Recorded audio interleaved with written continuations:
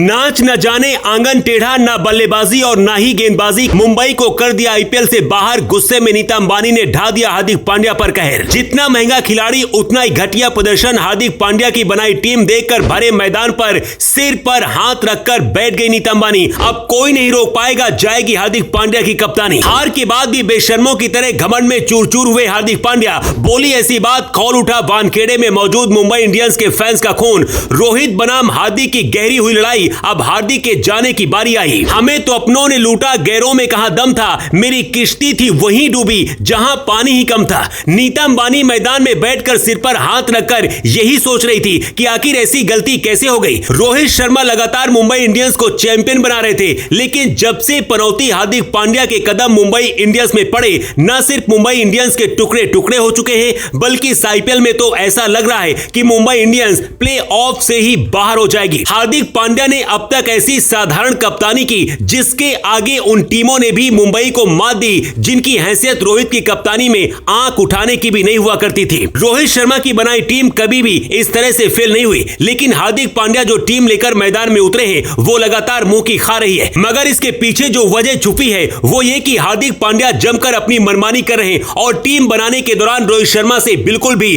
विचार नहीं कर रहे। हार्दिक ने पहले मुकाबले से ही इसकी शुरुआत की थी और पहले मुकाबले में तो उन्होंने रोहित शर्मा को बाउंड्री लाइन पर फील्डिंग तक करवाई थी, लेकिन दूसरे मुकाबले में हार्दिक पांड्या हार के बाद कुछ हद तक हैसियत में आते दिखाई दिए, मगर पूरी तरह उनका दिमाग दूसरी हार के बाद भी नहीं खुला और इसीलिए तीसरे मुकाबले में भी उन्होंने जसप्रीत बुमराह जैसे स्टार गेंदबाज को बिठाया और मफाका को पहले गेंद सौंपी। ये तो हार्दिक पांड्या की पहली गलती थी। बात करते हैं हार्दिक पांड्या की उस गलती की जिसने मुंबई को कहीं का नहीं छोड़ा। दरअसल हार्दिक पांड्या ये समझ नहीं पा रहे थे कि कब और किस बल्लेबाज से कहां पर बल्लेबाजी करानी है। इसके साथ ही गेंदबाजी भी उनसे नहीं हो पा रही थी। हार्दिक पांड्या ना तो बल्ले से कुछ कर पा रहे और ना ही गेंद से वो कमाल दिखा पा रहे। इस मुकाबले में हार्दिक पांड्या ने 34 रन की पारी जरूर खेली, लेकिन टीम को हारी मिली, जिसके लिए कहीं ना कहीं हार्दिक पांड्या जिम्मेदार है, क्योंकि अगर वो थोड़ा सा ठहर कर खेलते तो इसका असर स्कोर बोर्ड पर पड़ता और शायद मुंबई 170 रन भी बना सकती थी। मगर हार्दिक ने जल्दबाजी करते हुए अपना विकेट गंवा दिया। जितने महंगे खिलाड़ी मुंबई इंडियंस ने अपने पाले में शामिल कर रखे,